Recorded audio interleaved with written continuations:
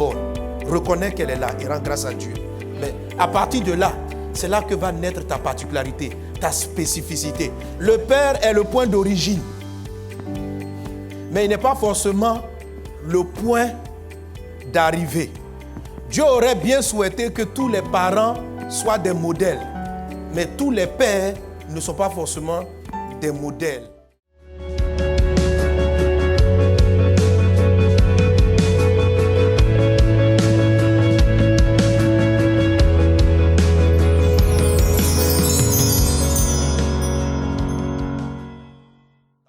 De la lumière intérieure, il y a plusieurs principes. Quelqu'un donne un bon amen. Dis Seigneur, allume ma lumière. Allume ma lumière. Alléluia. Et le premier principe qu'on a étudié donc dans la lumière intérieure, c'est la loi du repère, la loi du Père. Alléluia. Le départ, l'origine des choses. Quelqu'un est-il avec moi? Amen. Et nous avons montré clairement que si je déplace le repère. La Bible dit, je suis perdu, ma lumière va s'éteindre. On a dit, et celui qui dira du mal de son père ou de sa mère, sa lampe va s'éteindre au milieu des ténèbres. Et la Bible dit encore dans le livre de Proverbes, ne déplace pas la borne que tes pères ont posée. Comprenez ceci, l'expression père, parce qu'il y a plusieurs que j'ai vu des interventions de la semaine, les gens m'ont posé des questions, ça trouble un peu quelquefois. La notion de papa, de père, traduit la notion d'origine. Quand on parle de père, ce n'est même pas forcément un individu. C'est l'origine, le départ de. Quelqu'un est avec moi? C'est le départ de. Alléluia. Ce que la loi dit, c'est que si tu ne tiens pas compte de là d'où tu as commencé, tu ne pourras pas arriver là où tu souhaites aller. C'est simple. Si tu veux construire une maison, tu dois tenir compte de là où la maison va démarrer, c'est-à-dire la fondation. Si c'est sur du sable, tu vas faire un autre plan de construction. Si c'est sur de la boue, toute chose s'organise en fonction. Tu veux construire une maison, tout est possible. On peut construire même une maison dans un marais. Mais comme tu sais que c'est un marais, tu sais que l'origine est marécageuse, tu vas faire du remblai. Quelqu'un est-il avec moi? Quelqu'un est-il avec moi? Alléluia. Alléluia. Quelles que soient tes origines, quelle que soit la façon dont ton papa a été, il y a une manière de s'en sortir. Mais si tu n'en tiens pas compte, la maison que tu vas bâtir là-dessus ne tiendra pas. Si tu vas dire, oh voilà mes amis, ils ont des bonnes maisons, ils ont de belles maisons, je vais faire pareil. Mais peut-être que lui, il était dans une zone avec de la terre bien solide. C'est son origine, c'est son point de départ. Tu peux construire la même maison et tu peux même construire une plus belle maison. Mais ce qui va déterminer le plan, la fondation, le futur de la maison, c'est le point de départ, c'est le point d'origine. Alléluia. Et le point d'origine, le plus souvent, tu ne l'as pas choisi. Tu es né là-dedans. Quelqu'un est avec moi? Tu es né avec ça. Et tu ne peux pas dire, je vais devenir, dans la vie, je serai un grand entrepreneur, un grand évangéliste. Pour que Dieu t'oriente dans les affaires, pour que Dieu t'oriente même dans le ministère d'évangélisation, il doit tenir compte de ton point de départ. Alors, si le point de départ t'énerve, si le point de départ t'a blessé, si le point de départ t'a frustré, si le point de départ c'était marécage, boueux et sale, quelle que soit la propriété ou l'état, c'est ton point de départ. Honorer son père, c'est reconnaître, l'honneur dû au père, c'est reconnaître que je viens de là, c'est ça, c'est reconnaître. Amen. C'est dans son cœur ne pas être amer. Si je suis tellement aigri, je dis mais il y a la boue, je ne peux pas savoir comment surmonter cela. Quelqu'un est-il avec moi? Quelqu'un est-il avec moi? Alléluia. Alléluia. Et très souvent, l'endroit d'où vous partez sera un puissant tremplin pour votre futur. Si vous avez eu un père extraordinaire, que le nom du Seigneur soit béni. Amen. Mais si votre vie a commencé dans une situation dramatique, je vous assure, il y a beaucoup de gens qui sont dans la même situation dramatique. Un pays, par exemple, qui a aidé beaucoup l'humanité dans la construction, c'est les Pays-Bas. C'était une zone très marécageuse à l'origine, parce que le pays est en dessous du niveau de la mer. Mais c'est leur pays. Vous comprenez? C'est leur terre. Aujourd'hui, allez voir le pays, il est beau. Ils ne sont pas dit, oh, si nous étions comme la France, que leur terre est au-dessus du niveau de la mer. Ils sont partis, c'est leur point d'origine. Mais le fait, ils ont mis des ingénieurs qui ont commencé à réfléchir. Comment mettre une structure, une fondation, quand tu as l'eau de mer qui arrive et qui frappe? Quand ta terre est plus basse, qu'est-ce que tu dois faire? Et ça l'a amené à développer une expertise qu'on ne trouvait dans aucun autre pays. Et aujourd'hui, parce qu'il y a beaucoup de pays qui sont en dessous du niveau de la mer, c'est qu'ils ont appris, aident beaucoup de gens à sortir des problèmes. Écoute, la vie que tu as vécue avec tes pères, beaucoup d'hommes sur la terre en souffrent. Mais si tu es passé par là, Dieu croit que tu peux partir de cette origine. En fait, tu sauras comment faire sortir les gens lorsqu'ils se retrouvent dans cette situation. Amen. C'est pourquoi ne maudis pas tes origines. Ne les maudis pas. Parce que ce sont ces origines qui t'orienteront pour ton futur. Amen. Tout le monde peut construire une belle maison. Mais qu'est-ce qui va faire que ta maison sera unique? Pourquoi, par exemple, ce pays, les Pays-Bas, sont si uniques? À cause de leur point de départ. Pourquoi les pays désertiques sont uniques? À cause de leur point de départ. Ils sont partis de terres arides. Mais ils ont appris à apprécier ce que Dieu leur a donné. C'est ça, honorer.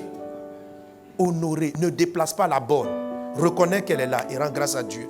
Mais à partir de là, c'est là que va naître ta particularité, ta spécificité. Et on aime citer l'exemple de la servante de Dieu, Joyce Meyer. Amen. On est triste de ce que son père a pu faire dans sa vie. Mais ce qui donne du goût à son message, ce qui donne de la valeur à son message, ce qui fait qu'elle est écoutée par des milliers et des milliers de personnes et que beaucoup de gens se retrouvent dans sa vie, c'est qu'il y a beaucoup de gens qui ont des vies pas très loin. Amen. Et parce qu'elle a pu s'en sortir, sans renier son passé, ce que Dieu a fait, c'est qu'elle est une source de guérison pour plusieurs. Ce que tu as vécu, certes, est dramatique, mais c'est ce qui va faire ta spécificité, ta particularité. Amen. Et c'est là que naît cette lumière, cet éclairage de ton futur. Tu vois ta particularité, tu vois comment tu construis la vie, tu vois comment les choses vont avancer. Que cela soit ton partage dans le nom de Jésus.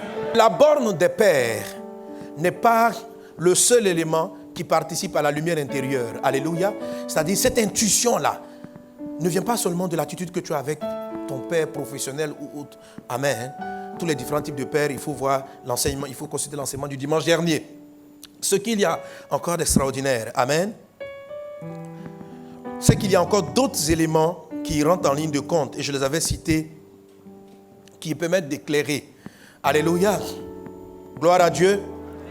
Le Père est le point d'origine, mais il n'est pas forcément le point d'arrivée.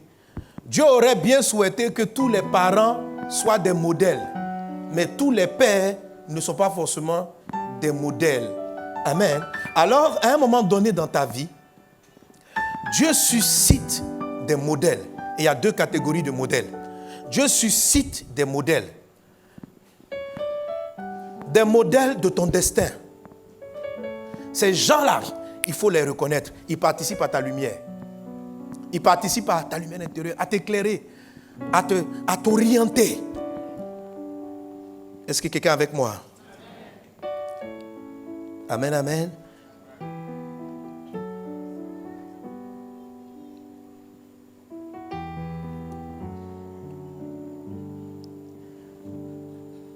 Que la lumière divine soit en nous. Alléluia. Que la lumière divine soit en nous. Que la lumière divine soit en nous. Amen. Donc ces repères, ces pères permettent, comment on dit, de t'éclairer, de te donner de la lumière de ton futur, la lumière des choses que Dieu fait avec toi. Amen. Je lis un texte, une référence, excusez-moi.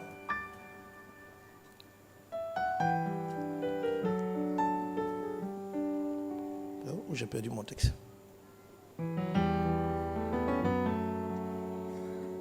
Bon, je vais finir par le retrouver dans mes nombreuses notes. Amen. Amen.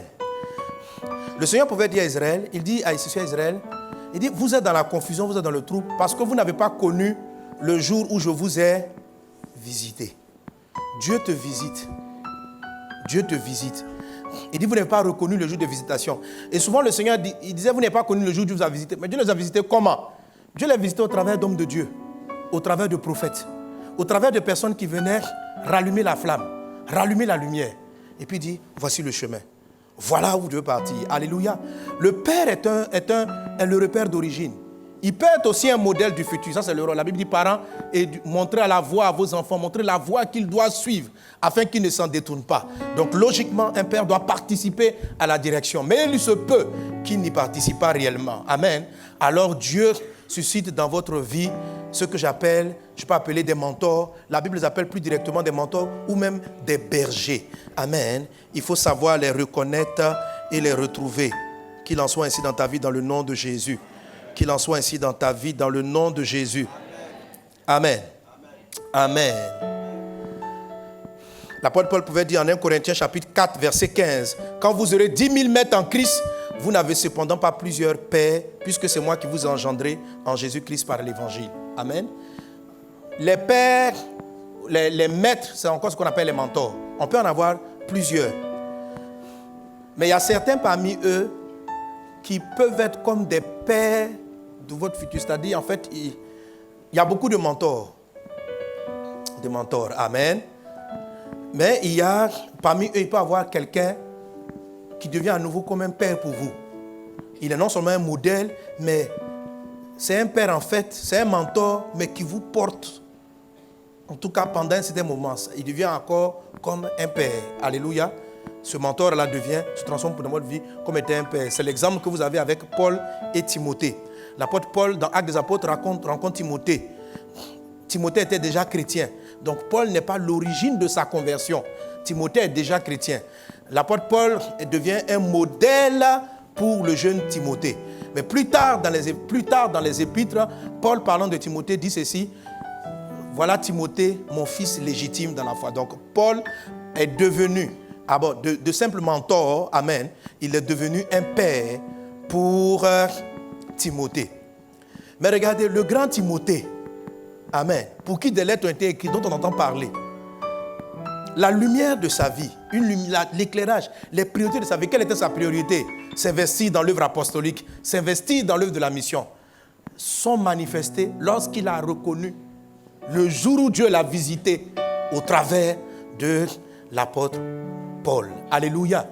Il y a des personnes qui, par orgueil ou par différentes façons de penser, manquent cela. Et surtout l'orgueil. Ils n'arrivent pas à reconnaître quand Dieu les visite. Ah, je suis plus intelligent que lui. Qu'est-ce qu'il sait que je ne sais pas? Mais Dieu dit, vous n'avez pas reconnu le jour où je vous ai visité. Si tu ne reconnais pas le jour où le Seigneur te visite, tu vas rester dans le noir. La Bible dit, amen, et c'est un des textes qu'on a lu dimanche dernier, prends garde que la lumière qui est en toi ne s'éteigne, ne devienne ténèbres, sans quoi tu es perdu. Alors Dieu t'envoie des flashs, des lumières, des directions, il faut les capter, il faut les saisir. Beaucoup de gens demeurent dans les ténèbres et manquent les priorités divines parce qu'ils ont manqué une visitation de Dieu. Dis avec moi, Seigneur, apprends-moi à reconnaître le moment où tu me visites. Apprends-moi à reconnaître. Alléluia. Alléluia. Que Dieu nous aide à reconnaître. Que Dieu nous aide à reconnaître. Que Dieu nous aide à reconnaître. Que l'orgueil ne ferme pas nos regards. Amen. Alors, comment est-ce qu'on reconnaît ce genre de mentor? Ces personnes qui vont nous diriger. Là, Jésus dit très clairement que je peux les appeler aussi des bergers. Dis avec moi le berger. Amen. Jésus dit, parlant de ces personnes en Jean, chapitre 10, il dit, Jésus leur répondit, je vous l'ai dit et vous ne croyez pas. Les œuvres que je fais au nom de mon Père rendent témoignage de moi. Mais vous ne croyez pas parce que vous n'êtes pas de mes brebis. Mes brebis entendent ma voix, je les connais et elles me suivent. Je leur donne la vie éternelle et elles ne périront jamais et personne ne les ravira de ma main. Amen. Ce que Jésus dit par rapport à lui, c'est qu'il dit, normalement, la brebis est formatée dans son être intérieur pour reconnaître la voix du berger. Quelqu'un est-il avec moi? Les brebis entendent ma voix et elles reconnaissent. Et ça, je vous l'ai souvent dit. Amen. Dieu a tracé dans ton cœur, Dieu a mis dans ton cœur des chemins tout tracés. La route est tracée. Le jour où tu entends la voix de quelqu'un qui va devenir ton berger, comme je dis là, ça match avec ton cœur. Il y a quelque chose en toi qui te dit, c'est ça que c'est. Je suis en train de parler de la lumière intérieure. Tu peux être là, tu écoutes des messages, tu peux même être dans une église, tu écoutes. Et puis à un moment donné, tu tombes sur une parole. Et tu écoutes quelqu'un, l'esprit te dit, écoute ce qu'elle est en train de dire. Et quand tu l'entends, ton esprit te dit, c'est de cela que tu as besoin. Cet élément-là participe à ta lumière. Il te dit, c'est de cela que tu as besoin. Et Jésus dit ceci, les brebis entendent ma voix et elles me suivent. En ce moment-là, suis la voix. Si tu ne la suis pas, par orgueil, parce que qu'est-ce que Jésus dit? Celui qui veut me suivre, qu'il renonce à lui-même. On ne peut pas suivre quelqu'un si on ne renonce pas à soi-même. Et renoncer à soi-même, c'est quoi? Ce sont ses acquis, ce qu'on sait déjà de la vie. Mais lorsque tu as entendu la voix de Dieu te parler, au travers de la bouche d'une personne, alléluia, alléluia, viens voisin, il faut suivre. Il faut suivre. Parce que le reste de ton éclairage arrive. Ta lumière va commencer à briller. Tu vas mieux percevoir les choses. Quelqu'un est-il avec moi? Quelqu'un est-il avec moi? Donne un bon amen à Jésus. Amen, amen. Alors, la question, je la reconnais de l'intérieur. Mais comment, après du fait de renoncer dans soi-même, d'autres éléments qui vont m'amener à mieux reconnaître la personne? Déjà, faites la différence entre ce que j'appelle, je vous ai dit, je crois dimanche dernier, la différence entre ce que j'appelle les mentors et les tuteurs. Même le tuteur, il faut le suivre quelque part, mais sur certains aspects. Tandis que le mentor berger, c'est encore plus profond. Quelqu'un est avec moi? Il y a des gens qui sont des tuteurs.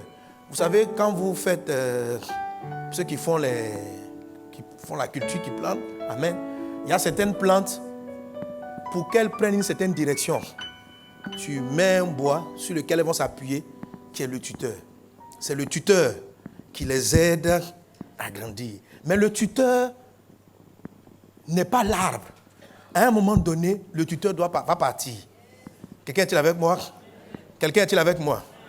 Amen. Amen. Tandis que le mentor ou le père, le mentor qui devient père, amen, ou les bergers, c'est un peu comme quelque chose que, vous savez, la plante pousse vers le ciel. Elle va toujours rester le ciel. Le tuteur, il est temporaire. On va enlever le bois. C'est juste à un moment donné pour te donner, pour te guider. C'est juste pour te guider, pour rectifier un type, pour que la chose soit mieux faite. Amen. Amen. Et le but, tu continues à le viser. Que Dieu nous aide à reconnaître ces genres de visitation de Dieu. Donc le Seigneur te visite au travers de ce qu'on appelle des tuteurs. On va voir cela dans la parole de Dieu. Et il te visite au travers des mentors. Par contre, les mentors, le suivi reste plus longtemps dans le temps. Quelqu'un est-il avec moi? Amen. Alors comment les reconnaît-on? Je dis, la voix intérieure va nous aider. Mais la Bible dit ceci. Il leur dit cette parabole. Là, comment on reconnaît les mentors? Il leur dit aussi cette parabole. Un aveugle peut-il conduire un aveugle? Ne tomberont-ils pas tous deux dans une fosse? Là, je suis sur les mentors, je ne suis pas sur les tuteurs. Voilà. Il y a des gens dont tu aimes bien une prédication, un message, ça matche avec ton cœur. Mais ça peut être un tuteur. Il y a des personnes, ça coïncide, mais ça peut être la voie que tu dois suivre, en tout cas très longtemps. Et tout cela participe à t'éclairer et à illuminer les yeux de ton cœur. Amen. Un aveugle peut-il conduire un aveugle? Ne tomberont-ils pas tous deux dans une fosse? Si tu choisis pour mentor quelqu'un qui est aveugle lui-même, c'est sûr que, quand on dit l'aveugle, ça veut dire qu'il n'a pas de lumière intérieure. Jésus dit, si votre lumière intérieure est éteinte, vous ne verrez plus. Si tu suis quelqu'un qui est aveugle, et Jésus le disait par rapport aux pharisiens, il le disait par rapport aux docteurs de la loi, qui prêchaient la parole de Dieu, qui parlaient de Dieu. Mais il dit de ces personnes, si vous les suivez, vous allez aller dans les ténèbres. Par contre, il les définit comme, il les présente comme des tuteurs. Il dit ceci, Faites ce qu'ils vous disent, mais ne faites pas ce qu'ils font. Donc, les docteurs de la loi du temps de Jésus étaient pour les disciples et le monde des gens de tuteurs. Ils n'étaient pas des mentors, ils n'étaient pas des pères. Et c'est important de faire la différence. Donc Jésus prêchait ce message que je viens de dire. Il a dit aux gens, il dit faites attention. Ces gens sont aveugles. Si vous les suivez, on ne suit pas un tuteur. Un tuteur, on écoute et ce qu'il dit qui est de Dieu là, on applique. Amen. Un mentor, un berger, on le suit. C'est pas pareil. Quelqu'un est-il avec moi? C'est pourquoi il faut apprendre à discerner. Quelqu'un est-il avec moi? Amen. Tu as besoin que ta lumière soit, que tu sois toi-même dans la lumière. Mais la Bible dit, si celui que tu as pris comme modèle est lui-même aveugle, un aveugle, s'il suit un aveugle, les deux vont tomber dans une fosse. 2 Pierre chapitre 1, à partir du verset 5, l'apôtre Pierre dit ceci, 2 Pierre 1, 5, il dit ceci, à cause de cela même, faites tous vos efforts pour joindre à votre foi la vertu, à la vertu la science, à la science la tempérance, la tempérance la patience, à la patience la piété, à la piété l'amour fraternel, à l'amour fraternel la charité.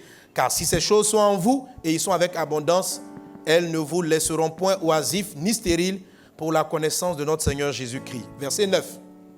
Mais celui en qui ces choses ne sont pas est aveugle. Il ne voit pas de loin et il a mis en oubli la purification de ses anciens péchés. Est-ce que quelqu'un avec moi? Amen. La loi de la lumière intérieure. C'est ta lumière intérieure qui va développer ton intuition, ton instinct de savoir quel est le bien, quel est le mal, quelle est l'entreprise pour laquelle tu dois t'investir, quelle est l'entreprise qui doit venir en second. Pour te donner ce genre d'éclairage dans la vie, Dieu fait d'abord, la première chose, c'est le repère des pères. Amen. C'est la même loi dans laquelle il y a plusieurs principes. Pour t'éclairer, il va amener des gens qui voient pour te diriger dans la lumière. Et ceux qui l'amènent pour te diriger dans la lumière, parce que toi-même, tu ne voyais pas, amen, c'est ceux-là qu'on appelait des bergers. Il dit le berger, il mène les brebis vers des verts pâturages. Mais le Seigneur te dit en même temps, c'est vrai qu'il va t'envoyer des personnes et qu'il faut les reconnaître, mais il faut faire attention. Il y a certaines personnes qui se prétendent être des maîtres, mais qui en vérité sont elles-mêmes aveugles.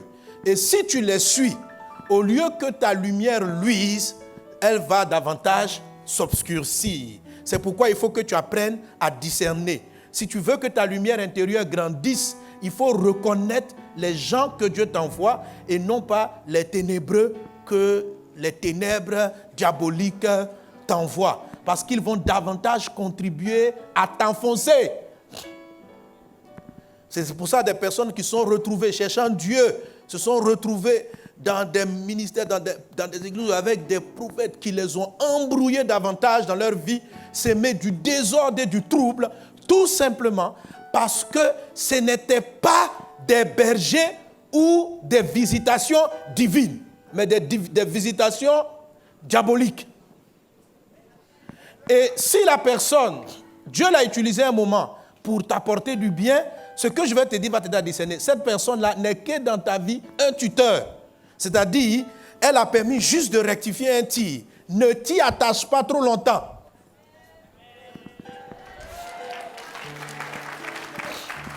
Quelqu'un est-il avec moi? Amen. Le tuteur, Dieu l'utilise quand il veut pour te guider. Reconnais, prends ce qui est bien, puis voilà. Mais discerne. Et je vais te dire comment on voit. Comment. Alléluia. Donne un bon amen à Jésus. Amen. Donne un bon amen à Jésus. Amen. Amen. Il y a des gens dans les affaires qui sont des tuteurs, mais qui ne sont pas des mentors. Tu veux faire des affaires, tu respectes ton poste d'origine, tu veux entreprendre, mais tu n'as pas de lumière. Tu ne sais pas qu'est-ce qui est bien, qu'est-ce qui est opportun. Est-ce que tu vas faire du commerce de pain? Est-ce que tu vas aller l'acheter en Chine ou au Japon ou en Inde? Qu'est-ce qui est prioritaire? Il suffit que tu manques ce contact pour que tu perdes beaucoup d'argent Et tu perds beaucoup de temps, mais ça peut être du désordre. Il faut faire attention. Donc, à un moment donné, il y a des gens que tu vas t'envoyer. Il y a une personne qui est mentor. Il y en a d'autres qui sont tuteurs ou tutrices. Est-ce qu'on est ensemble? Est-ce qu'on est ensemble? Si vous regardez bien les affaires, vous allez sentir dans tous les domaines, professionnels, on les rencontre. Spirituels, on rencontre des bergers, on rencontre des tuteurs. On en rencontre. Et il faut les discerner. Il faut les reconnaître. Il faut les reconnaître. Le tuteur peut venir te dire, juste, fais du commerce extérieur. Et puis après ça, ça suffit. Si tu la suis, après tu vas te rendre compte qu'elle est dans des magouilles. Elle vole. Mais tu dis non, le pasteur a dit d'honorer ses pères. Elle là, c'est ma mère. Le temps de comprendre. C'est-à-dire, il y a des gens comme ça, peuvent t'amener, après elle va t'amener dans des trucs. Après tu vois qu'elle même, elle ne respecte pas trop son foyer, elle n'est pas, elle respecte pas son mari, elle est compétente au travail. Quand elle arrive, elle mène les dossiers, ta directrice de service, mais tu es une femme bosseuse. Et maintenant tu la prends comme un modèle. Quand tu commences à te coller, quand tu arrives à la maison, elle crie sur son mari, elle crie sur les enfants, mais professionnellement, elle est waouh. Quand tu la vois travailler, excellent, excellent. Mais sa vie de tous les jours, troublée, elle est là, elle trompe son mari, et les trucs. Ces gens-là, ce ne sont pas des bergers, on ne les suit pas. Ce sont des tuteurs. On n'en fait pas sa compagnie. Parce que la personne même est aveugle. Elle va t'amener dans un trou. Et c'est de cela la Bible dit, les mauvaises compagnies corrompent les bonnes mœurs. Donc il y a des gens qui arrivent dans ta vie, tu trouves un modèle, tu trouves que non, la fille vraiment j'aime bien son style d'habillement. Peut-être que c'est la lumière que Dieu veut te donner parce que tu dois faire la mode. Bon, mais il faut discerner si elle est tutrice ou si elle est mentor. Quelqu'un dit avec moi? Amen. Amen. Un tuteur, c'est pour un temps. Un mentor, c'est pour longtemps.